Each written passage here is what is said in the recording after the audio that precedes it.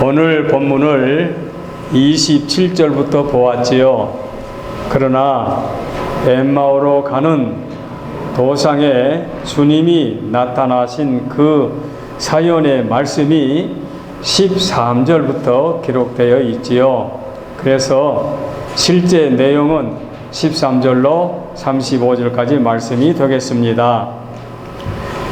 보통 오늘 설교해 드릴 말씀은 다수의 교회 목사님들이 부활주일 지내서 부활주일 오후 예배나 부활주일 다음 주에 이 본문으로 설교를 많이 하시지요. 그래서 성도님들이 절기 설교에 이 본문의 설교 말씀은 많이 듣고 익숙한 말씀인 줄 압니다.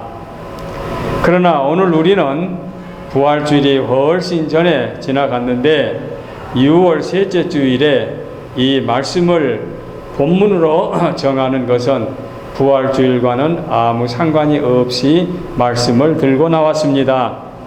굳이 연관을 짓는다면 우리 지혜로운 우리 믿음의 식구들은 아실 줄 압니다마는 제가 한국에 나갈 때에 구약 말라기서까지를 새벽 기도에서 상고했고 그 다음에 와서 신약 성경을 지금 상고하고 있는데 마태복음, 마가복음, 누가복음, 그리고 어제는 어제 새벽 기도는 요한복음을 상고했습니다. 이제 다음 주 토요일에는 사도행전을 상고하게 되지요. 그런 과정에서 지금 제가 아직 시차가 바뀐 것 같기도 하고 안 바뀐 것 같기도 하고 또 지금 약을 또 새로 또 먹다 보니까 조금 머리도 띵하기도 하고 그러다 보니까 지금 성경을 많이 못 보고 있어요. 과거에 한국 가기 전에 보았던 패턴을 지금 아직 붙잡고 있질 못해요. 설교 준비하면서 새벽기도 주일예배 이렇게 연결하다 보니까 지금 복음서 신약 성경 초두에서 거의 지금 머물러 있는 상태입니다. 그래서 오늘 또 누가복음 마지막 부분 그리고 어제는 요한복음, 이제 다음 주에는 사도행전 이렇게 이어지는 과정에서 오늘 누가복음 24장의 말씀을 들고 나왔습니다. 참고로 오늘 그 주보의 한 면에 요한복음에 관한 말씀을 제가 글을 옮겨놨습니다. 오늘 설교 말씀에 보충 설명이 될 줄로 알고 꼭 읽어서 이해해 주시기를 바라고 이어서 말씀을 진행하겠습니다. 자, 여러분 이런 궁금증을 가져본 일 있습니까? 누가복음을 누가라고 하는 분이 기록했다는데 그리고 사도행전을 또 누가가 기록했다고 하는데 누가복음과 사도행전을 잘 보면은 1편과 2편처럼 느껴지는데 왜 누가복음과 사도행전 중간에 요한복음이 편집되었을까? 그런 궁금증을 가져보신 일이 있습니까? 가져본 일이 있으면 상당히 성경에 관심을 깊이 가진 분들이죠. 그렇다고 관심을 갖지 않아도 잘못했다는 말은 아닙니다. 보통 분들이 말하기를 복음서 마태, 마가, 누가, 요한복음을 사복음을 묶어서 앞에다 놓고 그 다음에 역사서인 사도행전을 놓고 그 뒤에 서신을 넣는데 서신 중에서 단연 13서신을 기록한 바울서신을 앞에다 놓고 공동서신을 넣은 다음에 요한계시록으로 편집을 했다. 물론 그렇게 보면 자연스럽죠. 자연스럽고 또 공감복음이 마태마가 누가복음이라 하고 요한복음이 조금 특이하니까 공감복음 3권을 앞에다 놓고 그리고 4번째 요한복음을 넣고 난 다음에 사도행전 들어간 것도 당연하지 않느냐. 뭐 그렇게 해석하면 이해하면 이해가 됩니다. 그런데 제가 지금 질문하게 된 것은 그래도 성경을 조금 깊이 누가복음과 사도행전을 보게 되면은 그 말씀에 연속성이 있는데 그 문장이지만 연속성이 있는데 왜 거기 가가지고 요한복음이 중간에 끼어 있을까? 이렇게 궁금증을 가질 수가 있습니다. 그러면 왜 그런 일이 생겼느냐? 오늘 설교 말씀에서 그 부분을 이해를 시켜드리려고 제가 이렇게 의문점도 먼저 말씀을 드리고 있습니다.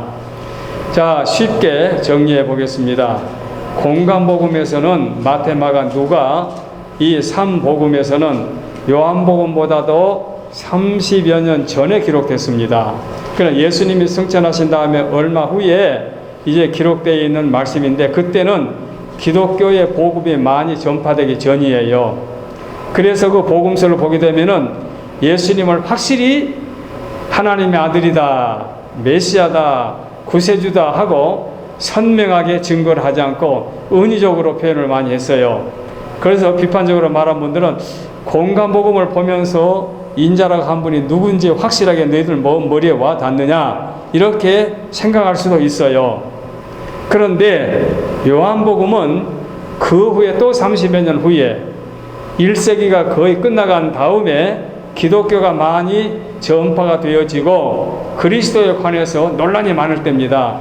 이단들이 이제 나타나가지고 예수님의 신성만 또는 예수님의 인성만 주장하면서 이제 신학이 아직 정립되기 전인데, 이때에 마지막 남아있는 사도, 살아있는 사도 요한이 예수님이 누구다 라고 하는 것을 확실히 증거해 주셔서 이 요한복음을 보고 사도행전으로 들어가야 된다, 이렇게 해석하게 되면은 쉽게 이해할 수가 있습니다.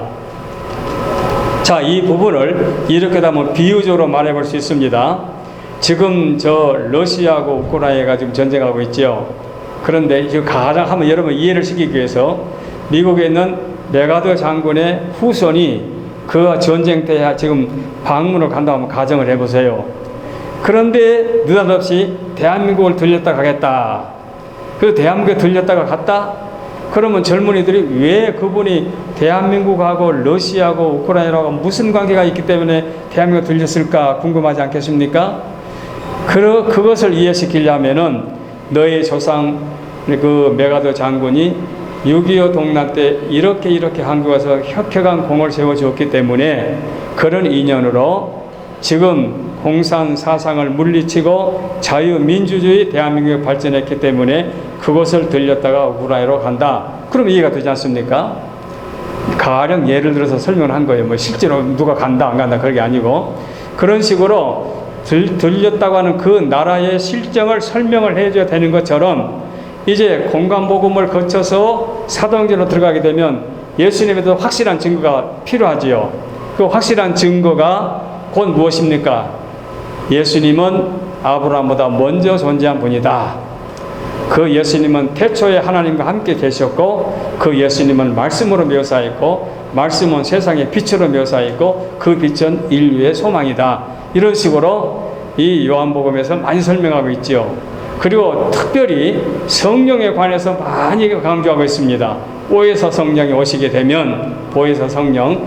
그래서 성령에 관한, 예수님이 이제 구원의 역사를 다 이루시고 부활하셔서 승천하신 다음에 성령의 역사로 사도행전이 이어지게 되기 때문에 요한복음을 읽고 이해하고 사도행전으로 넘어가게 되면 이해가 쉽게 된다. 그래서 이 요한복음이 중간에 들어있다, 이렇게 설명을 하면 아마 이해가 될 줄로 압니다. 또 이것을 문학적으로 한번 정리를 해봤습니다. 제가 이 엠마오 도상으로 가는 이 부분의 말씀이 참 문학적으로 이렇게 묘사할 수 있어요. 저는 뭐 그렇게 젊은이들 영화를 많이 못 봅니다만은 언젠가 한번 본 그 영화 중에 그 사람이 만든 그 인간이, 기계로 만든 인간이 적과 싸워서 완전히 그냥 부서지고 깨져버렸는데 내중에 박살난 상태에서 다시 또 따다닥 맞춰져 가지고 일어나서 적과 싸워서 이겼다. 이런 그 영화가 가상적인 영화를 본 것 기억이 난 것 같은데, 예수님이 십자가에 못 박혀 죽으신 그 사건 한번 연상해 보세요. 문학적으로 누가 죽였느냐? 유대인들, 선민들, 하나님의 백성들, 그 중에서 대제사장들, 서기관들, 바리새인들, 종교 지도자들이 로마의 정권에 그 요청을 해가지고 죄 없는 예수님을 죄인처럼 십자가에 못 박혀 죽여버렸지요. 죽여서 땅에다가 묻어버렸죠. 완전히 주인공을 박살내버린 거예요. 그로 인해서 천지가 개벽하지 않았습니까? 땅이 진동하고 땅이 갈라지고 무덤이 열리고 죽은 사람이 살아나고 빛을 잃고, 그야말로 벼락을 맞아버린 거지요. 이제 그걸로 끝나버린 거죠. 자기들이 생각할 때는, 예수님을 죽였던 그들이 생각할 때는. 그런데 예수님이 호련히 3일 만에 부활하셔서 무덤에서 나오셔가지고 시리에 빠져 있는 아까 우리 찬양에 불렀던 대로 그 엠마오로 가는 두 제자에게 나타나셔서 구약에서부터 진리의 말씀을 설명해주고 이해시켜주고 그 말씀을 설명해줄 때에 마음이 뜨거워질 정도로 그야말로 말씀을 깨닫고 그 엠마오로 갈 때는 슬픈 빛을 띠고 돌아갔는데 예수님을 깨달은 다음에 그 어둠에 두려움을 물리치고 새 소망을 갖고 예루살렘으로 다시 올라와 가지고 11 제자를 만났다. 그러니 문학적으로 생각하다 하나 한편의 드라마 같은 그런 작품이 아니겠습니까? 이렇게 이제 만들어졌는데 오늘 이 말씀을 가지고 우리는 어떻게 제목을 잡았는가 하니 말씀을 들을 때에 라고 제가 제목을 정했습니다. 이 본문을 가지고 제목을 여러 가지로 정할 수가 있지요. 뭐라고 정할 수 있습니까? 엠마오로 가는 두 제자, 다시 부활하신 예수님, 뭐 또 그 외에도 뭐 시리에 빠진 제자들에게 소망을 주다, 다른 여러 제목을 붙일 수가 있겠지요. 그런데 제자들에게 소망을 주었다, 심령이 오드는 자에게 말씀을 깨우쳐 줬다, 뭐 부활하신 주님이 나타났다, 이런 것보다는 오늘은 말씀을 들을 때에 라는 제목으로 말씀을 우리가 상고하도록 하겠습니다. 자, 말씀을 들을 때, 저와 여러분이 말씀을 들을 때에, 우리가 말씀을 접할 때에 자, 어떻게 무슨 일이 일어나느냐, 오늘 또 3대주로 준비했습니다. 첫째로 부활하신 주님이 찾아온 단계입니다. 요한복음 1장 11절에 자기 땅에 오매 자기 백성이 영접지 아니하였으나, 자, 잘 들어보세요. 자기 땅에 오매, 누가 왔다는 얘기입니까? 예수님 이 땅에 오신 걸 말씀하는 거지요.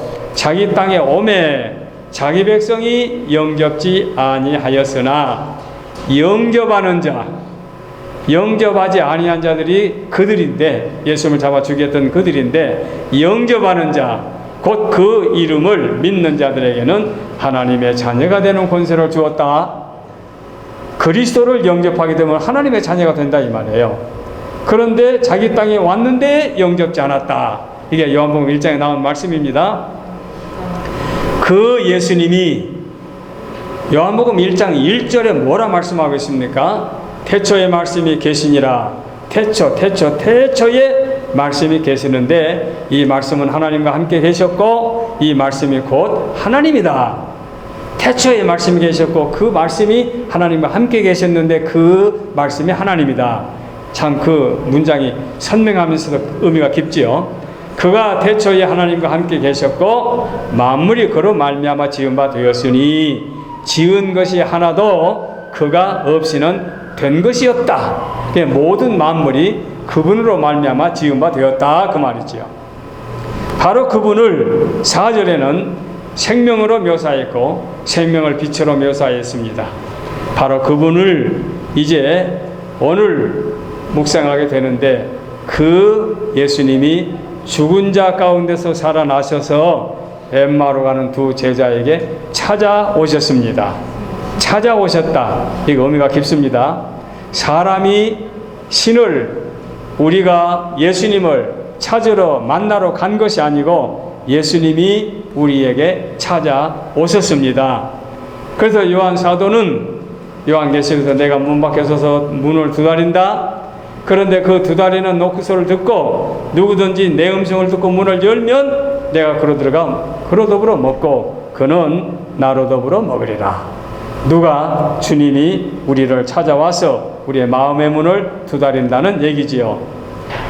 자, 아까 말씀드린 대로 완전히 죽어서 땅에다 묻어버리고 자기들이 승리한 줄로 알았는데, 그런 주님이 호련히 사망의 권세를 물리치고 일어나서 부활하셔서 엠마오로 가는 두 제자에게 찾아오셨다. 참으로 놀라운 일이죠. 얼마나 놀랍고 기가 막힌 일입니까? 성경에 이렇게 말씀했는데, 자, 그렇게 주인공 예수님이 찾아오셔서 그 엠마오의 두 제자에게 나타나서 어떻게 진행합니까? 자, 그중 한 사람이 누구라고 그랬습니까? 성경에 글로바라고 했습니다. 글로바. 18절에 나온 글로바인데, 이 글로바는 예수님의 12 가롯 유다를 포함해서 12제자 속에 글로바라는 사람은 없지요. 그러니까 12제자 및 11제자의 수에는 그 사람은 아니다고 말하지요. 그러면 누구냐? 이건 하나의 전해온 학설에 불과한 말입니다만은 글로바는 예수의 육신의 아버지 목수이지요. 목수 요셉의 형제였다. 글로바는 형제였다. 그리고 다른 한 사람은 그분의 아들이었을 것이다.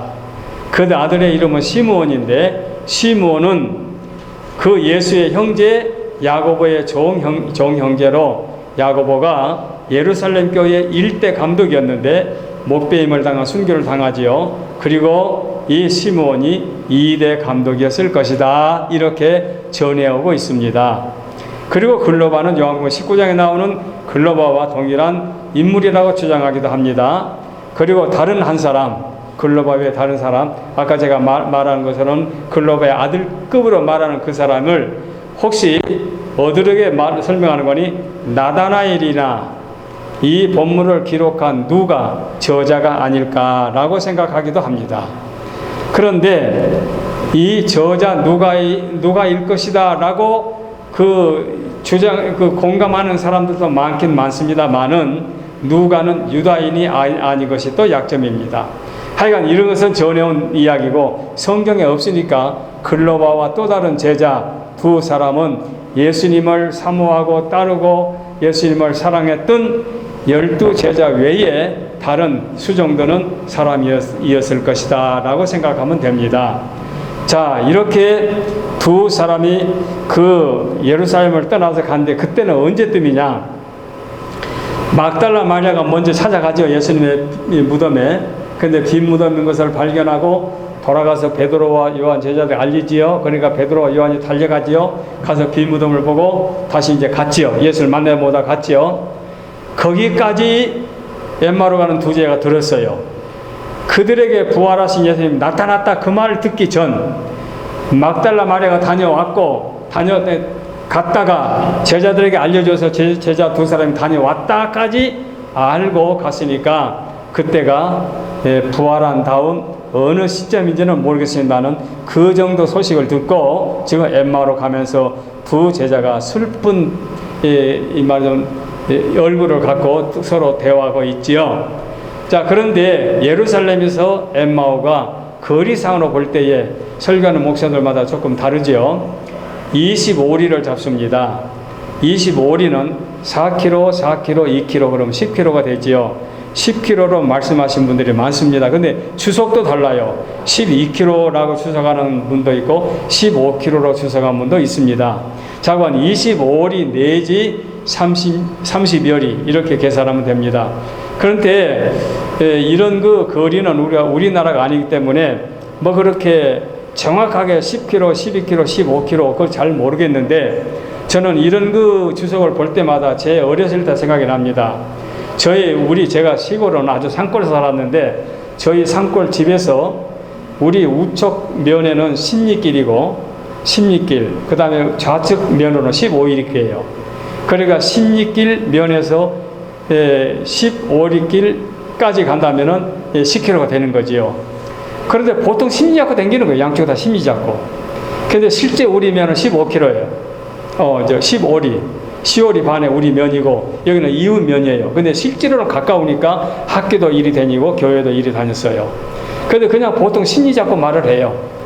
그런데 그 거리가 10월이 내지 뭡니까? 20리 뭐 이렇게 말하는데 10리면 4km 또 10월이 하면은 6km 하니까 10km가 되는 거지요. 그냥 10km, 12km, 15km라고 할 때 여러분들은 그저 엠마오가 예루살렘에서 그 정도 거리를 하더라 하는 것으로 여러분이 각인시키기 위해서 이렇게 여러 가지 설명을 해드립니다.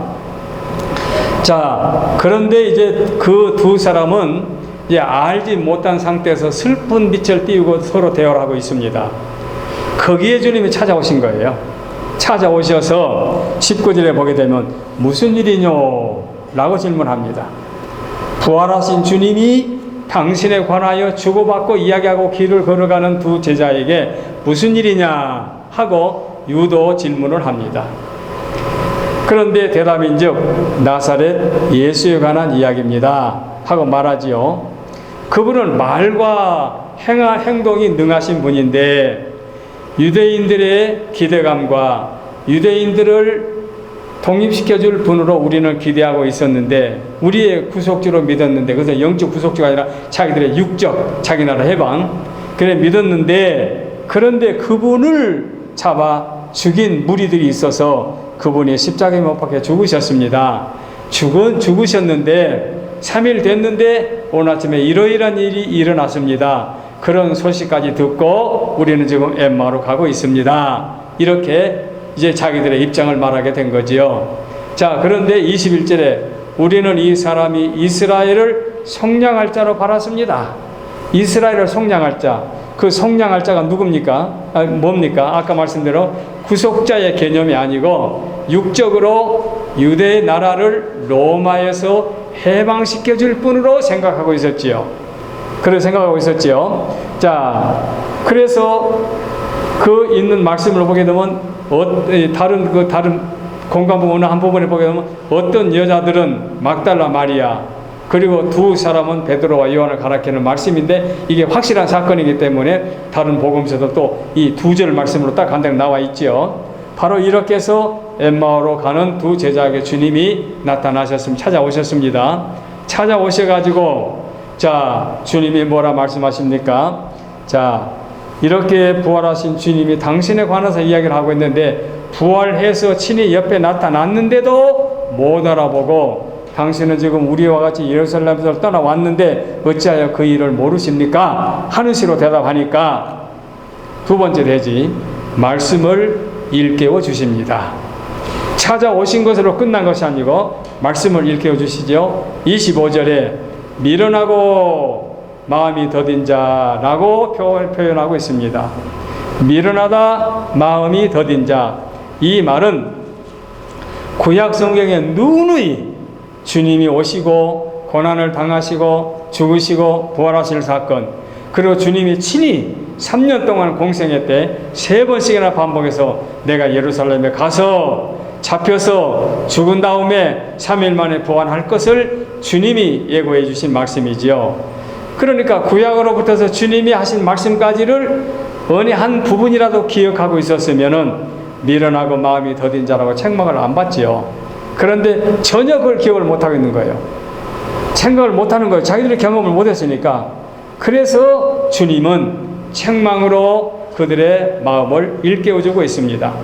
구약의 선지자들, 모세와 다른 선지자들을 통해서 하신 말씀, 그것을 주님은 친히 말씀해주고 있습니다. 그래서 26절에 고난을 받고 자기 영광에 들어가야 할 것이 아니냐. 고난을 받고 영광에 들어간다.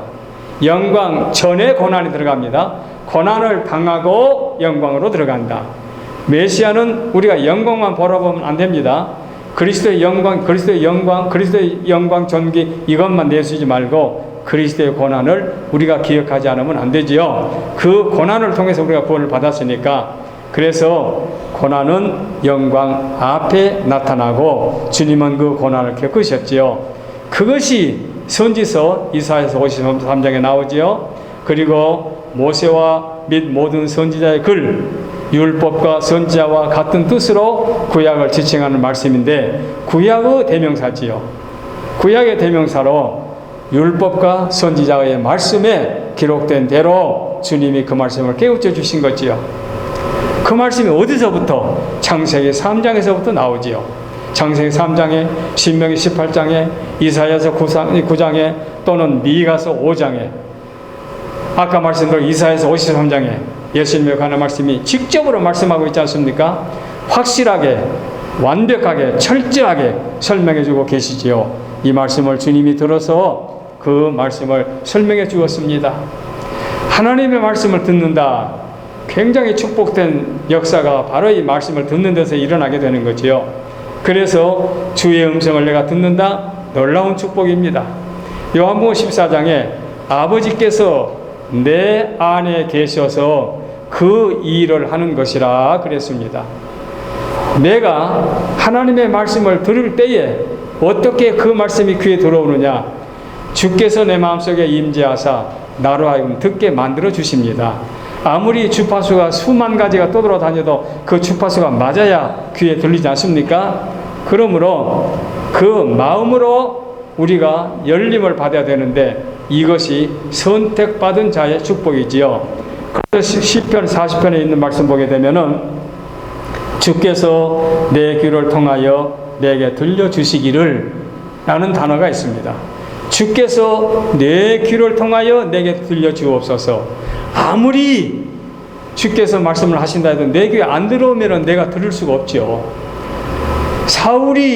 사울아 어찌하여 네가 나를 핍박하느냐 하고 그 주의 음성을 듣는데 다른 같이 간 사람들은 그 소리를 못 들었잖아요. 천둥 소리만 들었지 그 음성을 못 들었잖아요. 그래서 욥기서 33장에 있는 말씀을 보게 되면 꿈의 이상으로 들려주기도 합니다. 그런가 하면은 민수기서 22장에는 나귀의 입을 통해서 들려주기도 합니다. 짐승 나귀의 입을 통해서 들려주기도 하지요.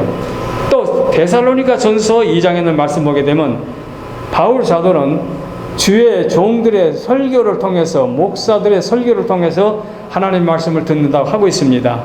너희가 하나님의 말씀을 받을 때에 사람의 말로 받지 아니하고 하나님의 말씀으로 받음이니 진실로 그러하도다. 진실로 하나님의 말씀이다. 그러하도다. 그 말씀하고 있습니다. 이렇게 하나님의 말씀이 내 귀에 들어와야 되는 거지요. 그래서 지금은 성경이 완성된 시대에 살고 있기 때문에 참 우리는 축복된 삶을 살고 있습니다. 제가 어렸을 때 신앙생활 할 때는 성경을 구하지 못했다니까요. 신학교 올 때까지 신약 성경만 하나 갖고 다녔어요. 성경 하나 사기도 쉽지도 않았고 성경이 많이 보급되지도 않았어요. 그래서 저는 지금도 어느 헌책방에 가서 깨끗한 성경이 있으면 그걸 내가 사오고 싶은 충동을 느껴요. 또 사기도 하고. 바로 이렇게 성경이 얼마나 우리에게 소중한지 모르는데 중세에 1400년 전까지는 성경이 번역되기 전에는 평소에는 성경을 못 들었어요. 성경 전혀 듣지 못했어요. 그런데 1400년 말에 마틴 루터가 성경을 독일어로 번역하면서 번역과 동시에 그 독일에서 인쇄술이 발전해가지고 그것이 성경이 처음으로 인쇄가 되어가지고 보급되기 시작해가지고 성경이 그 후로 1400년 이후로 성경이 보급되게 된 거지요. 그래서 성경이 우리에게 선물로 이렇게 왔다는 것은 놀라운 축복이에요. 그래서 오직 성경, 솔라 스크립처 이 말씀 들어보셨죠? 오직 성경. 그런데 물론 여기도 문제가 있지요. 성경만 강조하다 보니까 문장에만 사로잡혀가지고 문장 너머의 하나님의 의도를 생각지 않은 경우가 많아요. 그래서 요한복음 5장에는 너희가 성경에서 영생을 얻은 줄 생각하고 성경을 상고하거니와 성경을 연구하거니와 그러나 너희가 영생을 얻기 위하여 내 오기를 원하지 않는다. 성경만 붙들고 있지 실제 성경에 보여주는 예수님이 누군지 알지 못한다 이거예요. 그래서 성경을 우리가 이렇게 선물로 받아서 읽고 내가 그 말씀을 묵상할 수 있는 것은 참으로 우리에게 최대의 축복의 단계다. 그 말씀을 드릴 수가 있습니다. 그 다음에 세 번째입니다. 말씀을 깨우쳐 주는데 그 말씀이 이제 우리에게 임할 때입니다. 임할 때 말씀을 들을 때에 심령이 뜨거워졌다. 이렇게 말씀하는데 33절에 보면은 그때라고 나옵니다. 그때, 그 즉시, 그 순간입니다. 바로 그때를 강조하고 있지요. 그래서 아까 말씀드린 대로 엠마오로 이제 거기 갔습니다. 이제 그 집에 강권에서 모시고 가가지고 자 식사 기도까지 받지요. 그리고 눈을 뜨고 보니까 예수님 안 계신 거지요. 그래 이제 다 간 거지. 25리를 간 거죠. 10km 이상을 간 거지요. 그런데 그때에 그 제자들이 예수님이신 것을 깨닫고 그때에 바로 그 순간에 날은 어두워졌는데 그동안 종일토록 예루살렘에서 25리를 걸어왔는데 바로 그 길로 다시 예루살렘으로 돌아갑니다. 말씀을 깨달을 때에 바로 돌아갑니다. 그래서 예루살렘을 등지고 돌아갈 때는 슬픈 모습으로 돌아갔는데 예루살렘으로 올 때는 새 소망을 갖고 부활하신 주님을 만나고 확신을 갖고 사도들에게 그 말씀을 전하러 힘차게 지금 나간 거지요. 그래서 예루살렘에서 엠마오로 갈 때의 심정과 엠마오에서 예루살렘으로 가는 심정은 전혀 180도의 마음이 달라진 거죠. 그래서 새 소망을 갖고 확신을 갖고 두려움도 없고 담력을 가지고 기쁨에 벅차서 마음에 뜨거운 열정을 가지고, 마음이 뜨겁다는 여기도 원서로 보게 되면 현재 분사로 만들었다고 하니까 그냥 그 말씀을 들을 때 그때뿐만 아니라 부활하신 주님이신 것을 깨닫고 예루살렘을 향하여 갈 때는 그냥 막 불길 듯 일어나는 뜨거운 열정을 가지고 예루살렘으로 가고 있는 거지요. 밤길을 무서워하지 않고 그들은 지금 가고 있습니다. 바로 이렇게 해서 예루살렘으로 돌아갑니다. 자, 예루살렘 돌아가는데 가서 뭐라 말합니까? 그들은 가서 우리가 부활하신 주님을 만났다 라고 할 때에 다른 제자는 어떠합니까? 우리들도 만났다. 이제 막달라 마리아도 주님을 만나신 거고 다른 제자도 만나게 된 거지요. 그렇게 해서 만나게 됐는데, 말씀을 듣고 우리가 그 말씀을 깨닫게 되는데 여기도 단계가 있습니다. 첫째, 말씀을 읽은 단계. 아까 말씀드린 이제 말씀을 우리가 선물을 받았으니까 이 말씀을 읽습니다. 말씀을 읽은 단계. 이 단계는 어떤 단계에 이어되느냐? 이렇게 한번 예를 들어 봅시다. 사랑하는 연인과 편지를 주고받습니다. 뭐 연애 편지라 해도 좋고 사랑의 편지라 해도 좋고, 외국에 떨어져 있는 부부가 편지를 하든지 편지를 주고받을 때 사랑하는 이에게 편지를 광고지처럼 벗고 던져 사람 없죠. 한번 뜯어서 읽고 고이 간직했다가 또 다음 읽고 하면서 자기 마음의 뭉클한 부분에 가서 그 말씀을 계속 읽지 않습니까? 이와 마찬가지로 우리가 하나님의 말씀을 쭉하니 읽어가다가 마음에 와닿는 부분이 있습니다. 틀림없이 있습니다. 읽다 보면 나옵니다. 마치 목화 같은 거니, 제가 시골에서 살았다고 그랬죠. 시골에 가면은 강변이 미끌미끌한 돌이 아니라 날카로운 돌이 쫙 깔려있는 그런 계곡을 우리가 이제 그 계곡 돌멩이를 이제 건너뛰면서 걸어간다 한번 가정해 보세요. 그러면 돌만 맞고 올라가다 보면 길이 없지 않습니까? 가다 넓은 반반한 돌이 있으면은 한번 쉬어가자 해서 그 돌에 앉아서 신발도 벗고 양말도 벗고 앉아 있다가 또 잠시 쉬었다 걸어가지 않겠습니까? 이런 식으로 성경을 보다 보면은 내 마음에 와닿는 부분이 나와요. 그 부분에서 읽고 또 읽고 묵상하고 이렇게 하는 것이 첫째 단계가 되겠습니다. 그러다 보면은 아까 말씀대로 마음에 뜨거워진 그런 경험을 얻게 되는 거지요. 거기서 위로를 받고 힘을 얻고 소망을 얻고 우리가 확신을 갖게 되고, 하나님이 나에게 이렇게 말씀해 주시는구나 하고 마음에 깨닫게 되는 거죠. 그렇게 마음이 뜨거워지면은 이 말씀을 반복하고 그 말씀을 나름대로 해석하고 마음의 평강을 누리고 확신을 누리게 되면 하나님과 대화가 이루어지는 거지요. 대화가 소위 말하면 하나님과 1대1의 기도입니다. 이렇게 기도가 되게 됩니다.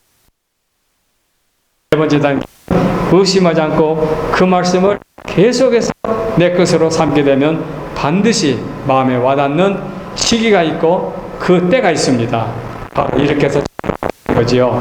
이렇게 4단계로 그 말씀을 읽고 묵상하고 책임질하고 마음에 와닿는 부분에서 계속해서 깨닫게 되면 그 말씀이 나의 양식이 되고 하나님과 교통하고 하나님과 교제하는, 기도하는 그런 그 경험을 얻게 되는 거지요. 자, 이렇게 엠마오로 가는 두 제자가 찾아오셔서 말씀을 깨우쳐 주니까 말씀이 뜨거워졌다고 했습니다. 바로 이 말씀이 얼마큼 가치가 있느냐, 유명한 목회자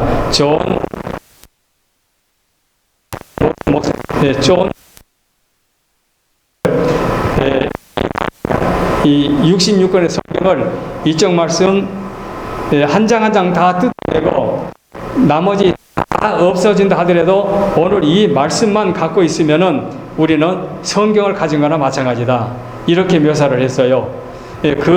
존 뉴턴이라는 목사님이, 그러면서 그 목사님이 말씀하시기를, 나는 이 말씀만 가지면 내가 이 땅에서 완전하게 신앙생활을 할 수가 있다, 그렇게 말하면서 그가 여러분이 즐겨 불렀던 찬송이 305장인가요? 그 어메이징 그레이스인가요? 그 찬송 가사를 지은 분이에요. 그 존 뉴턴 목사님이. 그 가사를 보게 되면은 그야말로 밑바닥 인생을 살다가 천국 백성으로서의 확신을 갖는 과정이 그 짧은 찬송 가사 속에 다 나와요. 뭐라고 합니까? 나 같은 죄인 살리신 주 은혜 놀라워. 주님이 나를 찾아오셔가지고 나를 은혜 가운데 이제 변화하여 새 사람 되게 만들어 주십니다. 주 은혜 놀라워. 잃었던 생명 찾았고 광명을 얻었네. 2절에 큰 죄악에서 건지신 주 은혜 고마워. 나 처음 믿은 그 시간이 귀하다. 3절에 이제껏 내가 산 것도 주님의 은혜. 또 나를 장차 본향으로 인도해 주실 분도 주님이다. 4절을 보면은 거기서 우리 영혼이 주님의 은혜로 해처럼 밝게 살면서 주님을 찬양한다. 그러니까 예수님을 몰랐던 순간에 예수님을 만나서 천국 백성까지의 과정을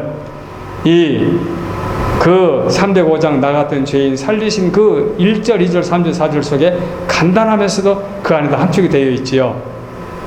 바로 이와 같은 찬송을 지은 바로 그분은 오늘 본문 엠마오로 가는 이 도상의 요 사건을 가지고 말씀해 주셨는데, 이 말씀 보게 되면 부활하신 주님 나오지요. 구약 성경부터 예언의 말씀 나오지요. 지금 그들에게 말씀을 깨우쳐 주시오. 말씀으로 변화를 받지요. 그래서 절망에서 소망으로 갖게 된 거지요. 그러니까 이 말씀만 갖고도 신구약 성경 전체에 요약된 말씀을 할 수 있는 거지요. 그래서 제가 누가복음을 마치고 요한복음을 어제 생각하면서 오늘 이 말씀을 이렇게 함께 낮 예배에 묵상하는데, 저와 여러분들도 뭐 성경을 왜 요한복음이 누가복음과 사도행전 중간에 들어있느냐 마느냐 이게 문제가 아니라, 왜가 아니라 요한복음의 특징, 그 다음에 누가복음과 사도행전의 그 과정, 그 다음에 마태복음의 특징, 뭐 누가복음의 특징, 마가복음의 특징을 이렇게 우리가 이해하면서 보게 되면은 성경의 지수수, 성경의 가치, 성경의 놀라운 그 진리를 깨닫게 될 것 같아서 오늘 또 말씀을 들을 때에 라는 제목으로 이 말씀 함께 묵상했습니다. 기도하겠습니다.